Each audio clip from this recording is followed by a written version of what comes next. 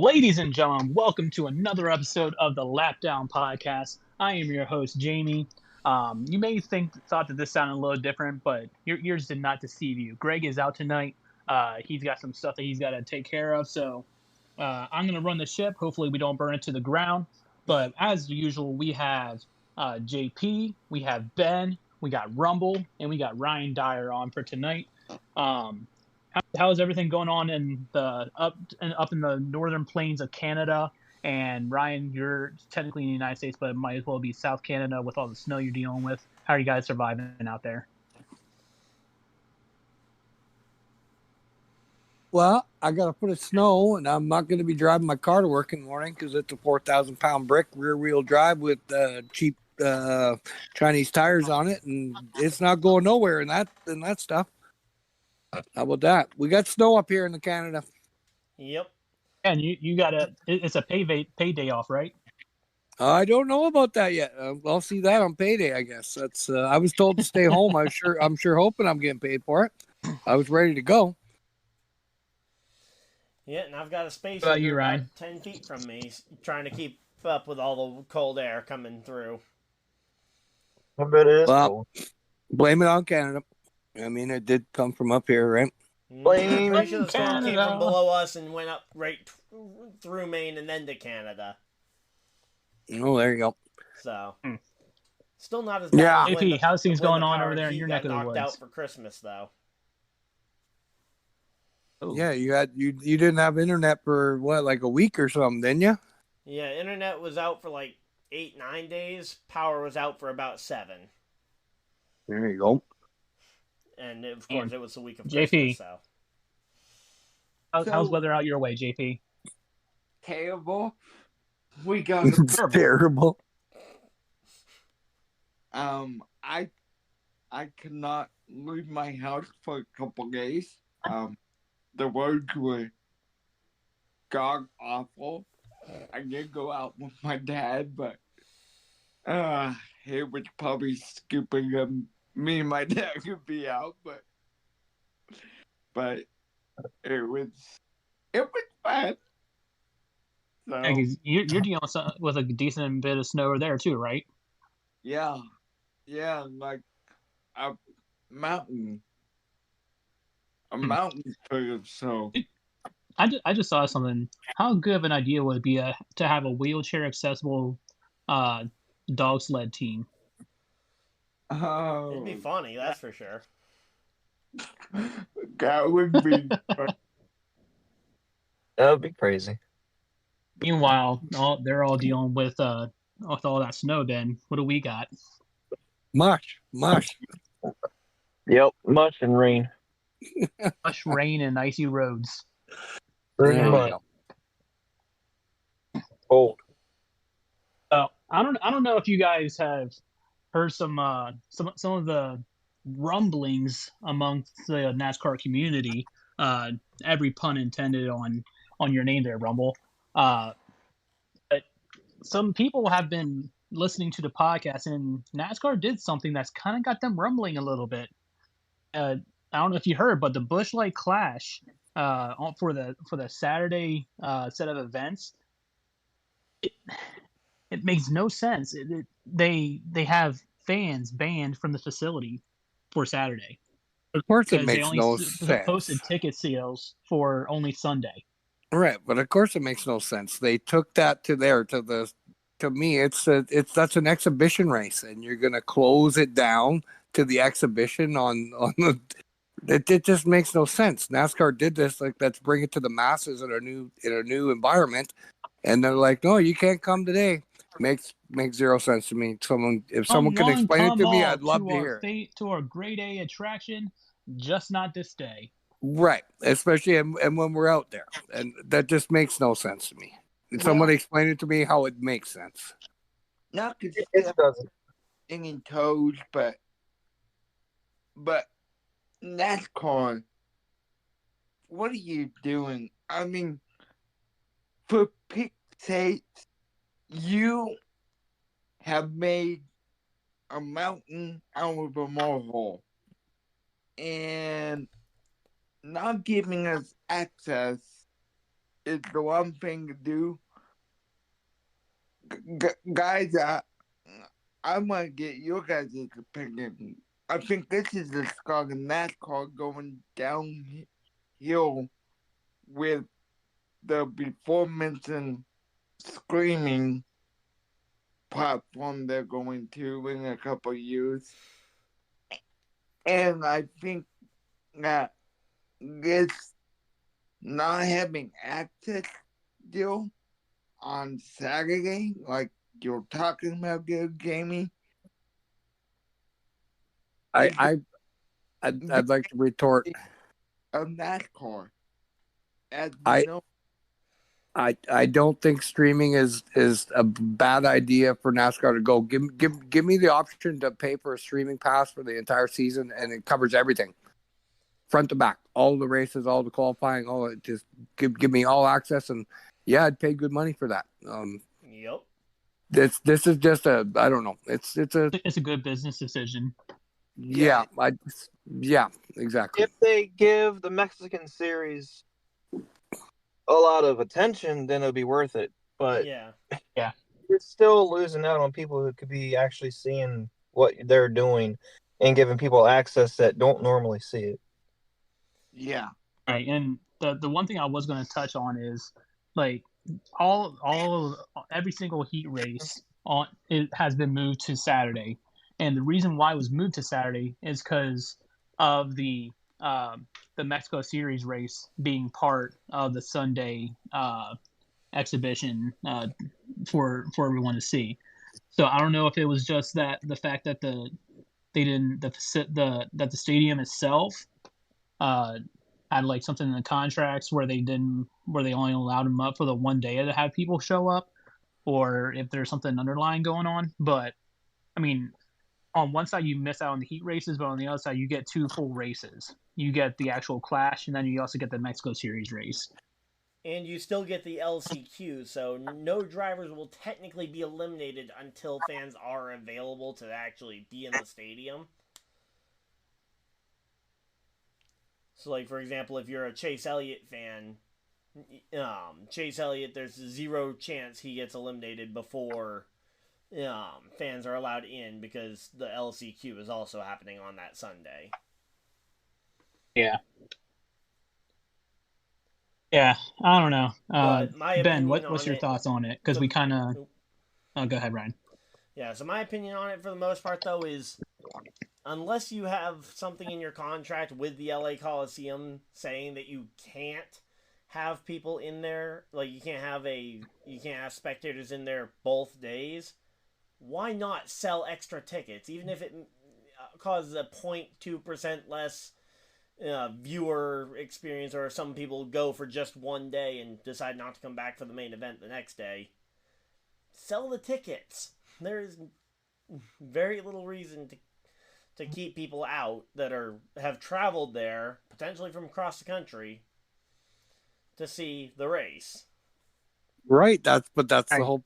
Right. Was the whole point of not bringing it to the Coliseum was to bring it to a new group of people. And like I said, to literally close people out when they're actually out racing and doing whatever. At all of our local tracks, you can go see the whole thing, the qualifying, everything. You're not told that you can't be in there on that day. It's just doesn't make sense. And I know not last week, but the week before, we kind of touched on the Clash and all the pros and cons of the Clash. And I was a big supporter of the Clash compared to everybody else, but at this point, I'll hop on board with you, Rumble. Let's just bring it back to Daytona.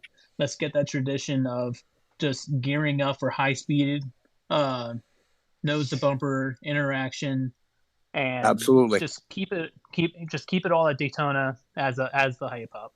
Well, does Absolutely. California not have any other racetracks? Like, do they not have an actual racetrack in California anymore? They had Auto No, Club. Yeah, Auto I've Club heard and Sonoma. I've heard people talking about many different tracks where they could be doing that, but what I'm saying is the Coliseum it's not the right fit. It's not showing off the cars what they are. You know what I mean?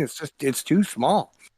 I think It doesn't honestly, show what they what can about do. Las Vegas Motor Speedway? I mean, you still get a big, I mean, it's not quite as close to a big city as the LA Coliseum, but it's a big Honestly, that market, would be and it's a track where the cars perform probably at or near their best in the Right. series. That's what I'm saying. That or a road course in Las Vegas. Yeah, I mean, if you could get the right to use that, the same Vegas street course that the F1 cars use, yeah, that would be cool. I feel like the dedicated fans would watch a road course race for the Clash, but I feel like that's not. It's supposed to be a spectacle, right? And we're getting ready to go to Daytona. Let's just go to Daytona and get ready for Daytona like we always did. Let's just why do we have to change everything that may not be for the better, in my opinion? But the problem with Daytona, and if you remember back to the Clash in 2020 and 2021, the last 2 years, I believe it was on the oval. I mean, it was essentially a practice session before turning into a demolition derby in the final 2 laps. I mean, nobody really raced. You're right. It's a practice, but what's wrong? It's a practice session. We're getting ready to go to the 500 in weeks, right? What is it? 2 weeks after that we're getting ready to go to the 500. Yep. It's just, to me, it's always been that. I'm a fan. I've been in this for 30 years, watching it. Like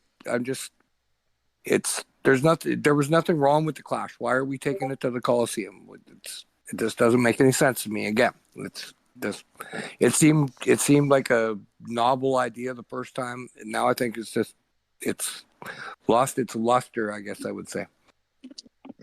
If we're talking about like California tracks, one track I would love to see NASCAR go to, which I think is odd that I can't think of time that they went there, would be WeatherTech Raceway in Laguna Seca.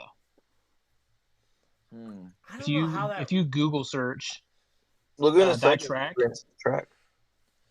It's a big track with a lot of straightway speeds, but then it also gives you some of the road course action. Yeah, it gives you big road course action. Actually act on that road course with all the up and down of the corkscrew in particular. I'm with Ryan. The corkscrew down there. Are those cars even going to be on their tires anymore? They're going to be on their bumpers at both ends, right? You can't say that wouldn't make for great racing, though. It would be entertaining, I guess. Yeah. Here they come in the corkscrew, and they all skid off the track because they got no tires on the ground. Yeah, and then you have a repeat of which year was it? Was it Circuit of the Americas where everybody was just piling in? Or no. Charlotte Roval the first year when they all went piling into turn 1, probably the best. Oh, I hate the Roval. Then they got used to the Roval, and then now look at it. Yep. They're managing to keep all their tires on the ground, so they could always go there. Possibly. It would be entertaining. That would be an entertaining exhibition instead of doing it at the Coliseum. Right. And just put all the cameras down at the corkscrew, because that's where it's going to be really fun. Because that's my thing with road course races, now that I've actually been to a road course race in person, is that it is hard to see you only get to see a portion of the action based on where you're sitting. That's why the only road course I would really like to go to would be the Roval, because you can see everything. I mean, I was at that's the one road course I was at, and I still had a hard time seeing everything. I mean, I could see a decent portion of it, but I've yet to be to a cup race, and I promise you I wouldn't spend money for tickets for a road course. I'm going to where it's proper. I'm going to an oval track where I can see everything. So yeah, that's why I like the idea actually of doing it at a short track. Now, the LA Coliseum, I would like to see them expand it to a different potential stadium, but yeah. Regardless, that's not the topic at hand, I don't think. It's more about the fan access or lack thereof. We're all in agreement. You're right. Yep. And we're all in agreement too. It's a dumb decision by NASCAR. One, they lost out on more profit off of ticket sales, but two, it just contradicts everything that they were trying to accomplish. And that's what's got all of us here at the Lapdown Podcast and 95% of the rest of NASCAR fans all rumbling a little bit as we're gearing up towards the beginning of the season. I guess you would call this the first flat tire of the season. There you go. Yep. But agreed. Transitioning from that, Legacy Motor Club is now part of Team Toyota for the 2024 season and beyond. And this is going to be sparking a couple firsts. We're going to be seeing Jimmy Johnson running 9 races in a Toyota. We're going to see the infamous 43 in a Toyota. In a Toyota, absolutely. One, that's going to look hella weird.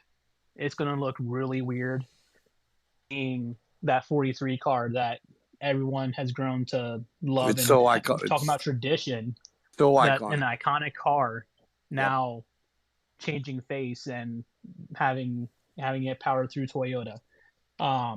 We'll get into like the weirdness factor of that in a bit, but Ryan, go ahead and kind of give us some insight as to what led to this change from Chevy to Toyota.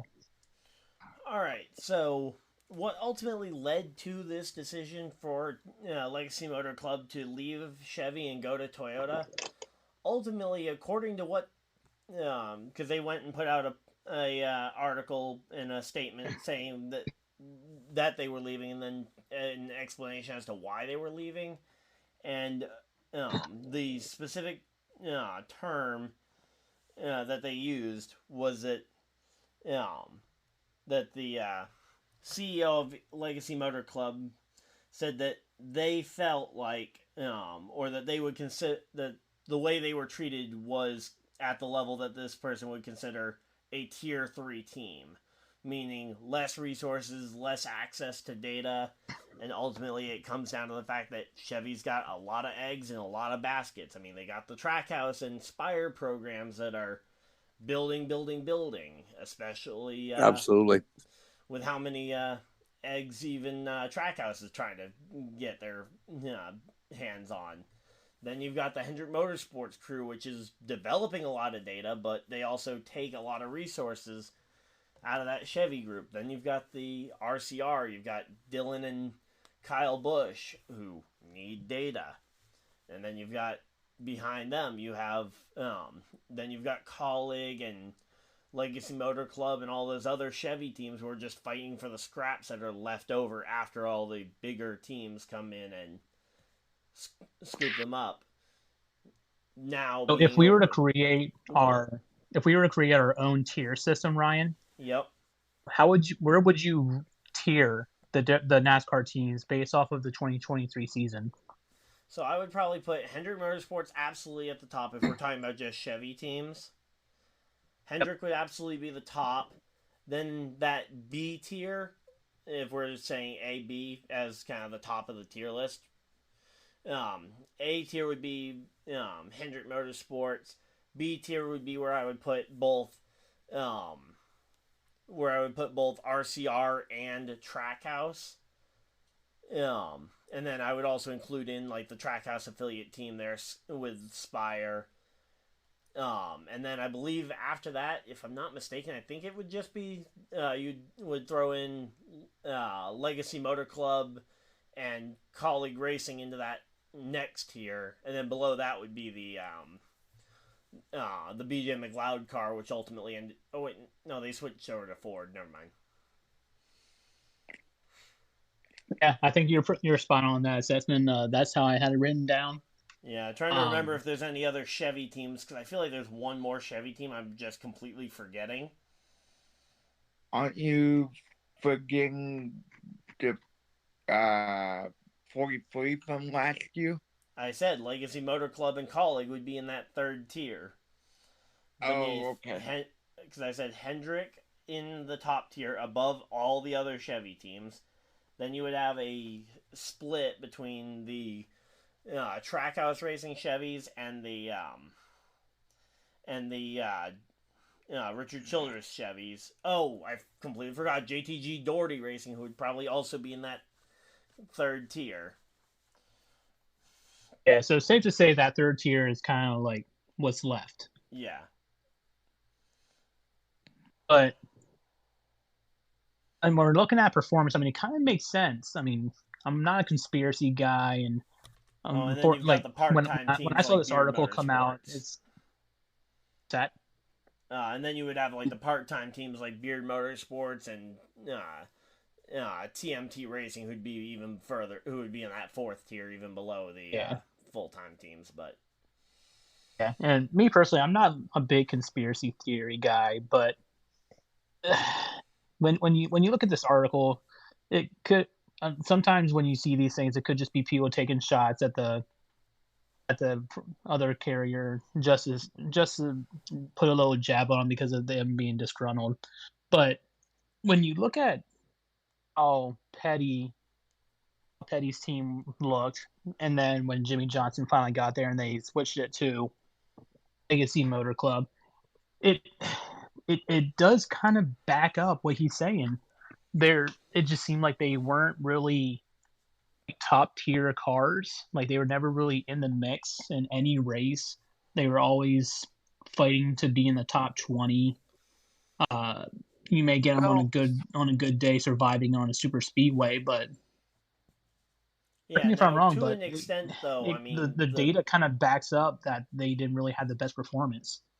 Yeah, and I mean that had been that way for a little while now. That the Petty team, I mean, even when they were Petty GMS, I mean, they never really performed much above the level that they've been at for the last 2 or 3 years.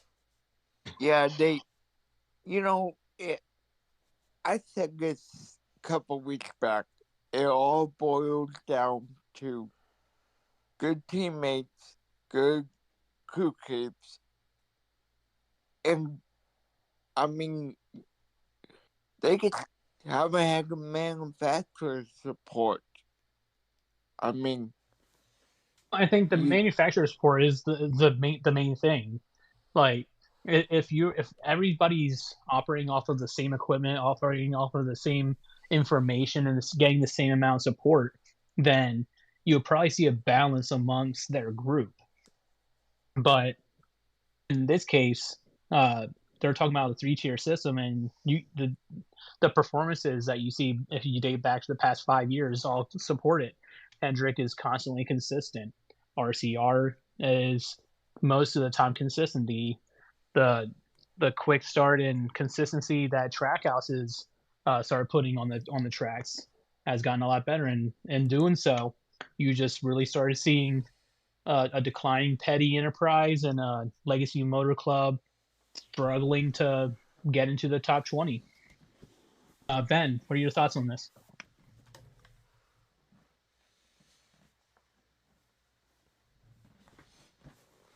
I don't know. I don't know if Ben is trying to talk, but he's muted. Or if he's got something going on elsewhere, but I'll chime in again. Oh. My bad, I had it muted. I don't know. It just feels like they've been mediocre since mid 2000s probably, and they haven't had an actual driver really. Bubba Wallace, he's okay. They had Amarola for like 5 years or so, but he's not amazing. I mean, they thought Bubba Wallace was going to carry the team. You can't just have him carry the team. It wasn't Eric Amarola on the team at one point or something. Yeah, he was on the team for like 5, 6, 7 years there. Yeah, it just seems like they tried to focus too much on Bubba and they didn't give him anything to use. And he moved on to a different race team, and it seems like he's doing the same thing, just average. I just feel like it could be just the equipment, or it could be the drivers they have. I mean, who knows? It could be a little bit of both. Well, let's look on the flip side now. Now, what kind of expectations can we have from Lazy Motor Club now being powered through Toyota, and from what they're saying is now getting more support than they ever did from Chevy? What would we consider as a win for 2024 from Legacy? For me, finishing in the top 15 in points at least. Yeah. I think those expectations, top 15 in points, I think is fairly lofty. I think them going from barely scraping by for top 25, I think if they just inch towards that top 20, I think that will be a pretty major improvement. Maybe one car battling in towards that, trying to point their way into the playoff, but I think it's going to be very tough to see both cars go from outside the top 25 to inside the top 20 or top 15 even. Yeah. I mean, you look at the drivers they have this year. They have John Hanaminak And and Eric Jones. Eric Jones, and it's just like for me, it's what have you done for me lately? And those two haven't worked together yet. Uh, as far as being on the same team. So, I mean, I'd love to see them have a fantastic year and make the playoffs, but I just don't see it from both cars. I could see Eric Jones potentially doing well at the Darlington race to end the regular season, because that is now the regular season finale. I could see that being the a potential way for Jones to get in to either win that or be within striking distance going into Darlington.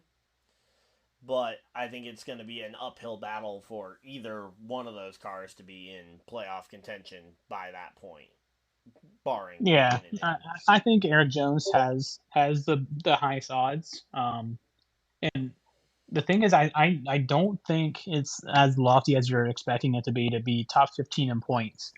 Um, and the only reason why I'm bringing that up is when you look at 2311, they were kind of like the newest team on board with Toyota. Yep. They they had in their first season they had at least one driver in the top 15. No, In he the was. next season, Say their first season they got drive. I think they got a driver into the top 20, but they didn't get a driver into the top 15 in 2311's first season. Because first season they had just Bubba, and he was like 20th, 21st in points. gotcha, I may have mislooked at it, but even then, like as a new team getting the resources compared to what Bubba Wallace had been doing from the 43, it was still an improvement. You know And what would be a now proper legacy? now A that proper legacy would be if Dodge came back to NASCAR racing and Richard Petty's team, because it's Richard Petty's team, that's how this all started, went back to Dodges. That would be legacy shit. and get that Red Bull Racing There you, sponsorship. there you go. I don't know. My 2 cents again. That I don't care. Richard Petty's racing team means nothing. They amount to almost nothing at all compared to everybody else. So What I was getting at is Bubba Wallace comes from Richard Petty Racing and steps in with 2311. okay, In their first year with Toyota, he has a career best in points. Then follow it up to last year, where they are supporting two drivers, and both Tyler Reddick and Bubba finished in the top 10 in points. fair enough. So Yep, fair enough. I think this is going to be a great move in the long run for Legacy Motor Club, but I wouldn't say that top 15 would be a lofty expectation, considering the talent that Eric Jones has. I think Eric Jones is a better driver than Bubba Wallace if you put him in the same equipment. I would agree with you there. Nope, I would agree with you there. I believe he is as well. Yeah, So. I agree. And before we move on, I have one other thing I'd like to say. Oh, hold on, Ryan. You agree or disagree? So, again, the only thing I would worry about is, in addition, there is that I still think that Toyota has a tiering system in terms of the support, and I don't necessarily know if the level of support that they'll get will be enough to rise them necessarily immediately above or to the level that 2311 was.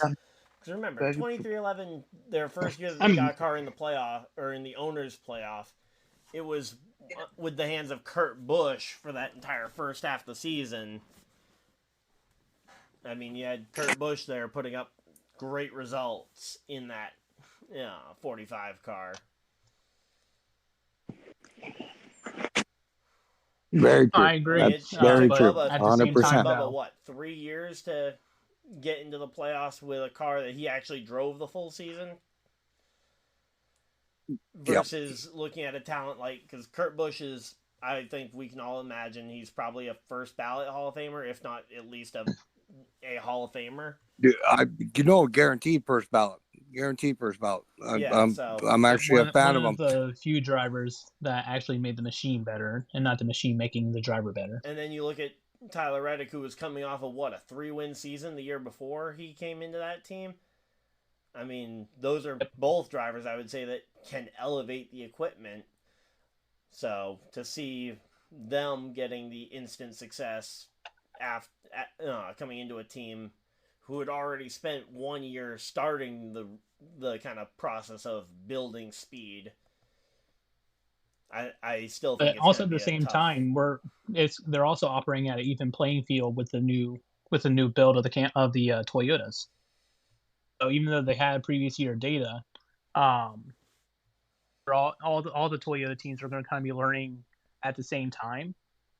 And again, that's why I look at, like, I don't expect them to be competing with the 2311s of the world, but if you look at just overall driver talent, I think Eric Jones, powered by a Toyota, with given the information and support with the equipment and being able to actually have a decent car for him to drive, I don't think it's a lofty expectation for him to get into the top 15 in points. We're looking at top 10 finishes. Don't necessarily have to win any races. Looking at some top 15, top 20s at the worst. So the way I look at it when I'm talking about people and where I think they'll finish in points, I mean, just looking at his competition in the Toyota house, let's say that, because we're going to probably focus on Eric Jones, because I think John Hunter Nemechek, it's going to take him time to reacclimate to the Cup car, especially with how different the next gen car is. So we'll focus on Eric Jones for the scenario, because he's been racing the next gen. So he might be able to outpoint Bubba Wallace, which would put him as, what, the 6th best Toyota on the team, if you look at the Toyota as one team there, because I don't know if he'll be able to outpoint Ty Gibbs on the mothership. Tyler Reddick is bringing a ton of speed. The other 3 Joe Gibbs cars, we talked about them a lot last week. That's a lot of speed. And that would put 5 cars ahead of him already. Then you factor in three cars from Team Penske. Probably at least 2 of them end up ahead of him. Hendrick Motorsports probably gets 2 or 3 cars ahead of him as well, and it just starts pushing that kind of expectation further and further down, barring an injury from Elliott, or barring that Bowman actually doesn't get back to form. Because that's 2 more cars there. Then you got... No more snowboarding accidents, please. Yeah, then you've got, even looking further down, it's like Chastain. He's probably above the level of Eric Jones in that 43 car. And you just start... Yeah, but I mean, you don't have to deal with the likes of Kevin Harvick, though. Yeah, Kevin Harvick being there will definitely open up a spot. But then you've got potentially Suarez or Cindric bouncing back after off years in 2023. Because, I mean, it's not like Cindric's in a bad car and could bounce back. While we're on that topic, what guy do you think will have the biggest bounce back year? I think that's going to be a topic for another time, because that's going to be a long list of people that we could potentially talk about. So we'll save that for another episode. Yeah, that's we can save that for a couple of weeks from now when we get towards the 500. That's a good topic, JP. We'll definitely hit on that. But we'll use this as a good enough time to. Now we're going to make the transition to the world of IndyCar. So for the 2024 season, IndyCar will have a 17 race schedule for the 2024, and they will open at the St. Petersburg, Florida racetrack.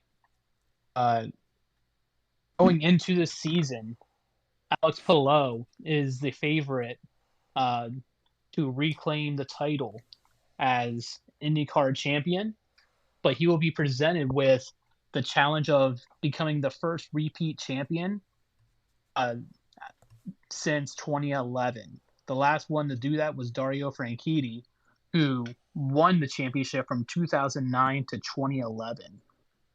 So talking about 4 years of dominance. I don't know if you guys did any research on the matter, but who would you think would be favorite to win the championship or IndyCar coming this year in 2024? And this is our W Energy super way too early bowl predictions. So we'll start off with JP. All right. So, Alex Palou, I think will win the championship just because I've seen him race Indy cars, and they always seem to talk about him. He always seems to be at the front, battling for wins. And I bet you that kid has 6 wins this year. 6 wins, huh? 6 wins.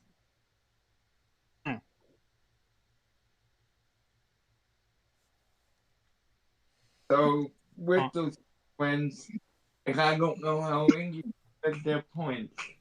It's a full season championship is how they do their points. Yeah, they don't do a tiered. They don't do a thing at the end where it's like a playoff. Yeah. No. I didn't think it did, but I didn't know. Yeah. That's kind of All right. That's what you're thinking? Yep. Ben, what do you think you got?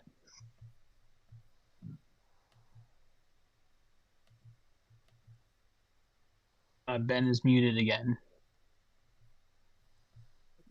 I'm here.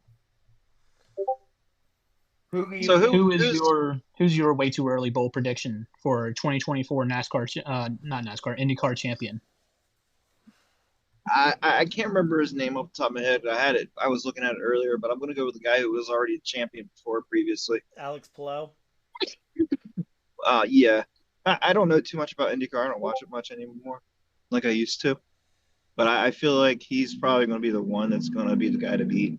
It used to be Yelio, wherever his name is. He used to be really good. But Elio Castroneves. I don't think he's going to do anything. He used to be good, but Elio's I think only age racing the 500 this year. Gotcha. Well, I guess age caught up to him probably. Yeah, If you were he is asking 47 now, I believe. If you're asking me about my opinion of IndyCar, I couldn't tell you anything. I don't watch IndyCar. I watch it occasionally, maybe a race or two a year. All right, Ryan.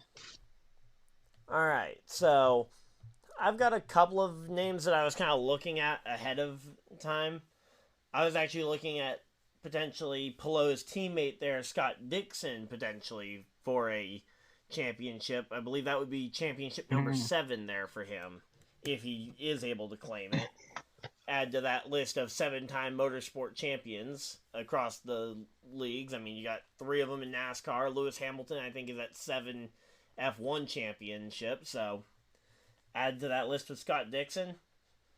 But I could also see if you want to go for a little bit more of a bolder pick, you could go with the other Scott from New Zealand and go with Scott McLaughlin, who finished 3rd in points last year, despite only managing 1 win. Driving for Penske, I could see him potentially having a breakout year. I was looking at the McLaughlin guy. Is he related to a guy from NASCAR? I don't think so. I think it's kind of just a common name for people from New Zealand, similar to how, for example, in America, there's a lot of Smiths or a lot of such and such a name. Where like you'll have like, there's 500 Smiths in the world or in the U.S. Yeah, I think both of those are good options, and I would not be disappointed to say the least if either one of them claim the championship. But there's at least one name that we got to bring up when we're talking about early favorites, and that's Joseph Newgarden. Joseph Newgarden has been operating on a level of consistency that is kind of scary. Stemming back to 2022, in 2022 he won a IndyCar Series high of 5 races, so giving him series high of 9 races since the 2022 season began. But he's one of those guys who had a dominant season but did not win the title. And I think since then that has kind of lit a fire under him and his team to get a championship. And I think that stems into 2024. Another game to kind of look at would be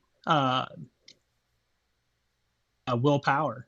He's a guy who seems like he's been in IndyCar for forever, but he went winless in 2023 for the first time since 2006. Well, what And I like is that the top 2 guys are Ganassi team members, and I think that's a really good team right there. They're gonna be hard to beat. Yeah, and then there was all the For drama sure. with Palou last year where he was potentially suing. He was trying to sue Ganassi to try and get out of them, and then ultimately he doubled back and decided to go back to Ganassi after trying to sue them.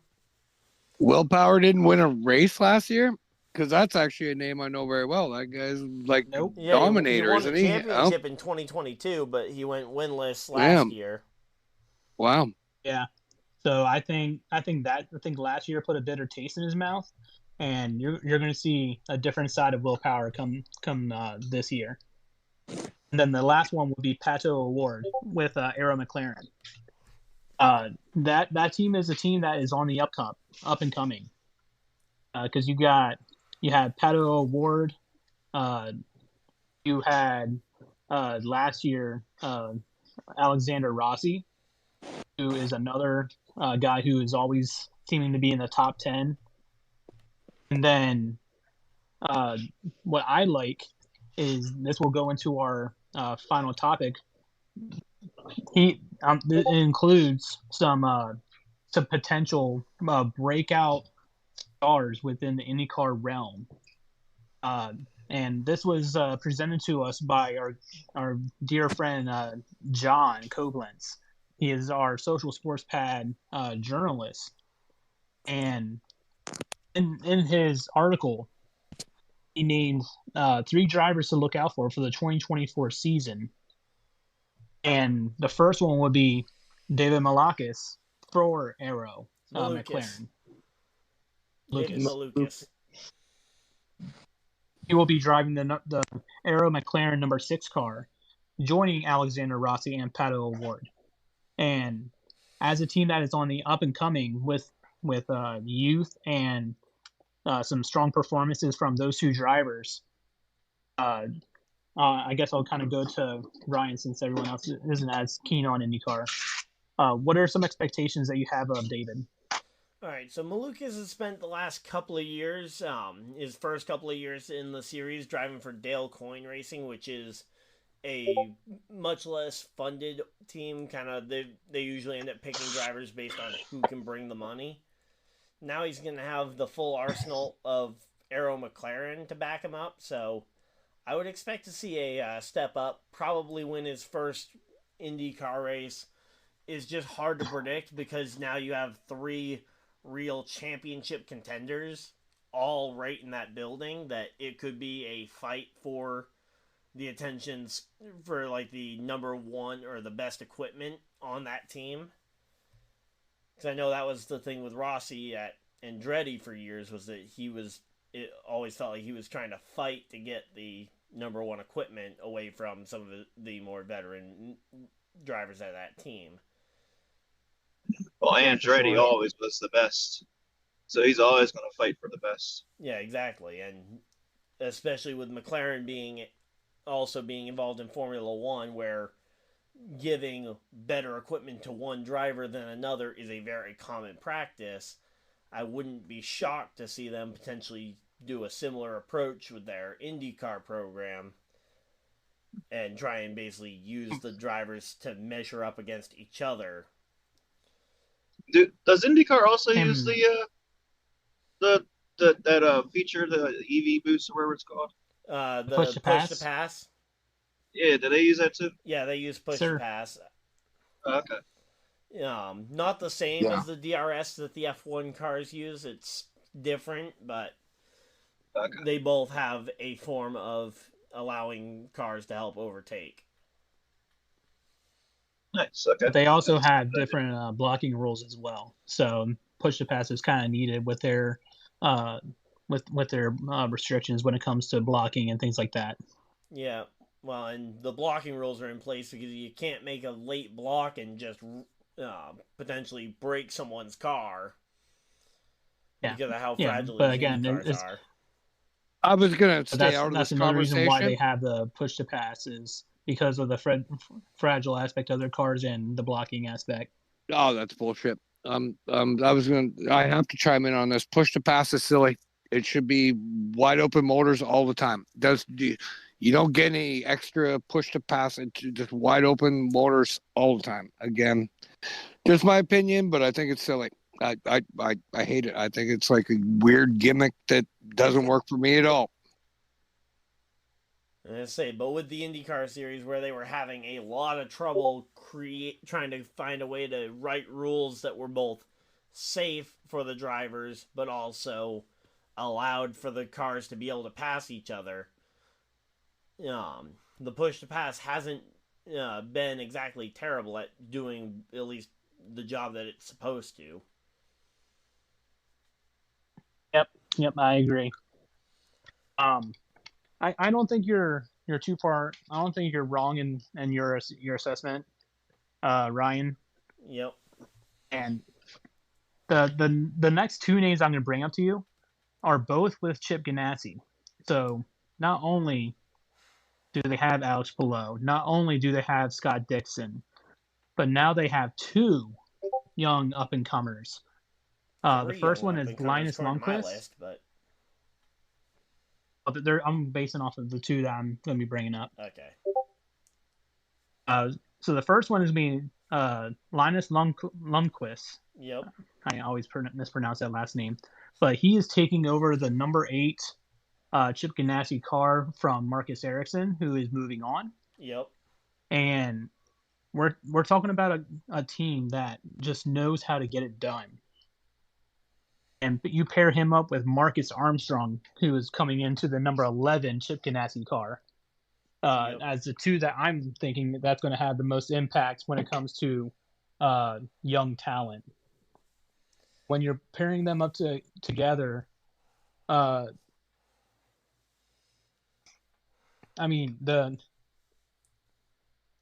Ericsson almost won the Indy 500 last year.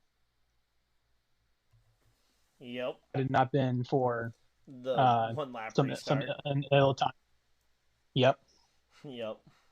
And it's definitely, and they just have a knack for the big races, and you pair that up with the knowledge and the mentorship that is Alex Palou and Scott Dixon. I think they're saying at least these two out of the three up for a big future of success.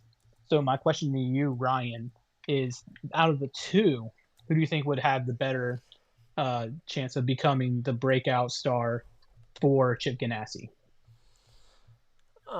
Okay, so looking at these two specifically, I would probably lean towards Marcus Armstrong, where he ran a significant portion of last year, versus Linus Lundqvist, who's coming in as pretty much a true rookie.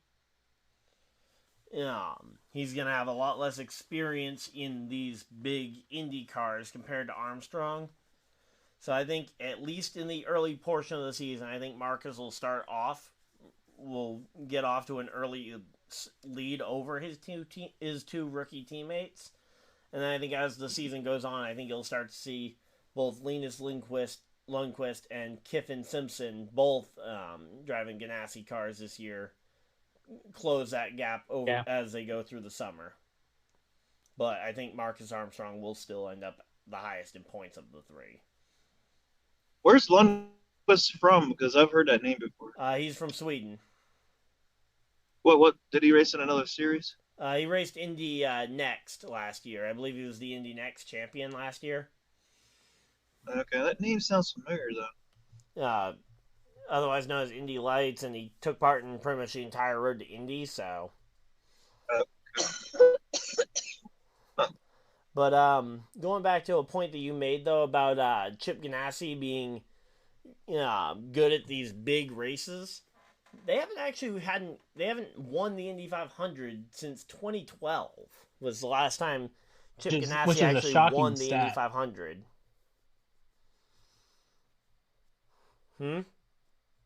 Yeah, that's a shocking stat, considering like they always seem to be in the mix towards the end of those races. Yeah, Dario Franchitti in 2012 was their last Chip Ganassi Indy 500.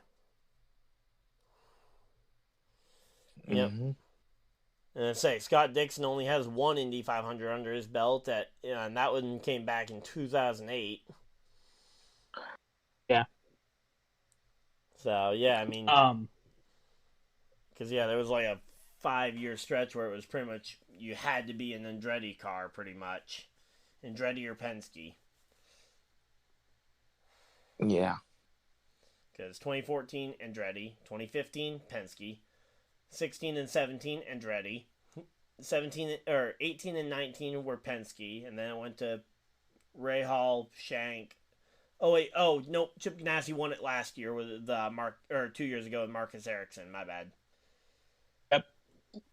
Almost came. I remember one used lap, to be one of less the than a top lap short of winning back-to-back 500s.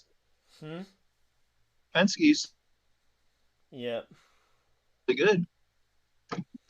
But yeah, no, I missed Marcus Ericsson in 2022. He was that is a more recent Ganassi win. As I'm an Ericsson fan because that was my first Indy 500 that I attended, and he was the one that won the race. And with me still being relatively new to IndyCar, I went there with John to watch it, and I told him whoever was going to win that race, that's who I would become a fan of. And I'm actually looking forward to seeing what he's able to do with his new team. Yep. Yeah, so he's driving that number 28 now at Andretti. Yep. And I just want to mention one other rookie on this list for a potential breakout season that people might not see coming. But you've got Tom Blomqvist, who's coming over from the IMSA Sports Car Championship, who will be running the full season for Meyer Shank. I believe it'll be the pink number 66 car, if I'm not mistaken. It's going to be impossible to miss. Well, it'll be impossible to miss aside from the other Meyer Shank car out there that looks exactly like it. Because, and especially at the Indy 500 where they're going to have the 06, the 60, and the 66. Because Elio will be driving for that team in the 06. But I believe that's the only other full-time rookie on the schedule. It'll be Kiffin Simpson for Ganassi, Linus Lundqvist, and then Tom Blomqvist, I believe, are the only full-time rookies. And Tom has some significant racing under his belt, if I'm not mistaken. Yeah, I believe I don't know if he actually won a championship over in IMSA, but I know he's been on a very fast team and has been in contention for the Rolex 24 a few times. You probably don't find yourself in that car if you're not a good driver. That's it. You probably don't find yourself in that car, right? Speaking of the Rolex 24, we will be going into that next week. So that is going to be a topic and interesting stat line. As of right now, when we're looking at the driver entry list, from the IndyCar Series alone, they're expected to have 15 of their drivers involved in the Rolex 24. which if that number sticks, make up over 50% of the drivers in the Rolex 24 coming from IndyCar. And as of this recording, correct me if I'm wrong, Ryan, if you haven't seen anything pop up today, but as of this recording, there is no NASCAR drivers representing in the Rolex 24. I haven't heard anything specifically. Let me see if I can pull up the Rolex entry list real quick. Okay, because I know in years past, guys like Austin Cindric, and some other guys like that have participated in the Rolex 24. Jimmy Johnson in but the Chip Ganassi car usually has been one of them. Jeff Gordon's driven in it. So while we're on that topic, just a plug for next week. I did get an opportunity to speak with a driver that had some friends competing in the Rolex 24. We spoke about that today on my YouTube channel. Go check out that video because it was a good interview. We are going to do plugs as soon as we are done with this topic, JP. Oh. All right, let's see. I'm working my way through the cars right now. I have not seen any NASCAR guys yet, although usually they're competing in the lower tiers because they're more applicable to the NASCAR next gen car than the prototypes are. Yep. But yeah, there's a lot of IndyCar names though that I'm seeing on this list. I've seen Christian Rasmussen, who is also doing a lot of the the IndyCar season. Essentially a rookie, but he won't be running the ovals outside of the Indy 500. So, yep, that's another rookie to watch out but for at all the when I look at the Rolex 24, I think IndyCar kind of treats the Rolex 24 as their exhibition race to get their drivers back into the mode of racing before they start their 17 race season. I don't know, but I think I don't know about you guys, but I look forward to the Rolex 24.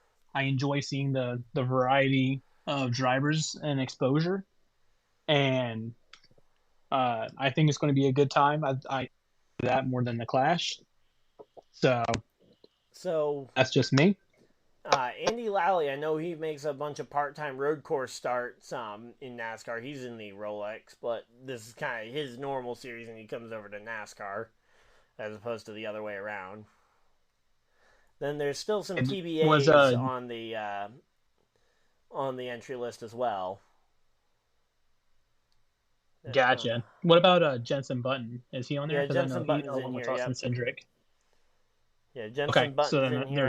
I did not see Cindric's name, but there are a few TBAs still. And this was updated as of today. As the days, I'm sure as the days get closer, when teams start needing drivers to fill in, I'm sure we'll see a few pop in here and there. But I think this has been a great conversation. I want to thank the Alkyli Project for our theme song. Please check out their album Blood World and on all music platforms. Definitely got some good stuff there.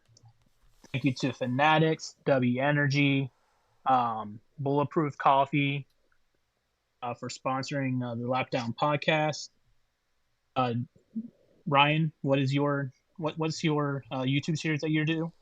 All right, so I got my YouTube channel where I do my series called Running with the Pack, where I talk about the most up-to-date NASCAR stuff going on in the world of NASCAR and any other relevant racing topics. So, check that out. Should have the first episode of that dropping sometime next week. They can find you right on YouTube just by searching Ryan Dyer, correct? Yeah, youtube.com/Ryan Dyer. And then JP, I know you got some big things in store for your your program as well.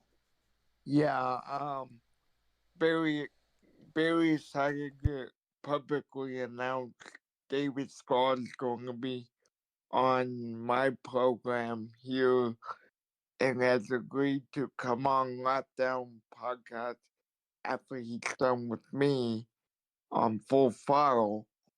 So I'm sure you'll That's exciting. be ready to talk to him, and it will be a fun conversation over on my YouTube first, and then got him talking to coming over here. Yeah, that's gonna be really exciting. That's It's gonna be a exciting great news. week for both of us. Just for in case people don't know, JP's YouTube page is Full Throttle. Um, check him out. He'll have that upcoming star, and you can also look in his back videos with his one-on-one interview with Coach Joe Gibbs. So he's got some good stuff over there Good as old well. coach. Mm-hmm. And Yeah, and don't Ben, you forget. got anything going on with the Yeah, don't forget. with the Social Sports Pad podcast on Saturday and Tuesdays? Yeah, I believe we're planning on possibly doing one on a Friday. That's what I was talking to Ricky about earlier. He's talking about maybe possibly doing an impromptu one on Friday. So look for Just to one. get ahead of the that's playoffs. coming. Yeah, to Yeah. get ahead of the playoffs. Yep. Anybody else have anything else to say? Anything going on in your life, Rumble? I was just waiting for my opportunity. So it's dead of winter up here. You may have seen the picture. There's not a lot of racing going on. We're waiting for speed weeks to come up, and this is on topic and also off topic. But we all met each other probably, I think, kind of because we raced each other online. Am I wrong? No, You're not right. wrong. You are absolutely correct. So I just want to bring this up. My rumbling for this week is I sucked ass. I got my ass stomped at Eldora last night in the World of Outlaws, and then did an all-star race tonight where I finished fifth in the Open, where you need to be top 3. I just like to say that I'm sucking ass this week, and fucking Darlington sucks. You race on a World of Outlaws? Yes, I do. I joined the league, and you know what? You know how many people show up? Like 40 of these motherfuckers. They have Really? all different series going with different chats going for each race. Everything. It's a totally different. Xbox, right? What's that? It's on Xbox, right? The World of Outlaws game. Yes, it is. Yes, it is. So, but it's just. So that's all I can really come up with right now, because we're kind of, like I said, it's winter up here and there's not a lot of racing going on. But in my own life, I'm sucking ass, getting my ass stomped at Eldora, and tonight finishing 5th when I needed to finish fucking 3rd. Right? Getting snowed in. I'm totally snowed in. Atlanta this week, tomorrow actually, in the Thomas Cup That's Series. right. That's right. I'm getting ready to race in Ryan's League tomorrow, and I'm just saying it ain't been the best start of 2024. I'll tell you that, boys. But that's all I really got, because I think we all met because we raced online, and here we are. And I just wanted to say Rumble sucks. I got stomped at Eldora the other night and finished 5th when I needed to finish 3rd tonight, and that's all I got. That's all the rumblings I got. All right. Ryan, real quick, for anyone who is even remotely interested in checking out our league race, where can they find the stream of the Thomas Cup Series that's performed on NASCAR Heat 5? So I'll be streaming my POV of the race over on my YouTube channel, as I said, at Ryan Dyer, or youtube.com/Ryan Dyer. So I'll be streaming it. And there. I gotta give a testimonial there. Almost everybody there is super fast. I'm always like 3/10 down, no matter what the hell I do. So I usually get taken out by somebody. Fuck, it is what it is. But that's what I had to say for my rumblings this week, is that there's not much racing going on, but when I am racing, I've been getting my ass kicked this week. Stupid Rumble. Well, Well, off of that, I would like to thank everybody for hopping on tonight, getting through the kinks. Like I said, uh, Greg was not here, so I kind of had to run the ship. I know it wasn't as fluent as the way that he usually has it, but as for me, as for JP, as for Ben, Rumble, and Brian, I would like to say thank you for tuning in and listening to the Lap Down podcast. And with everybody saying, wish you have a good night and deuces! Deuces!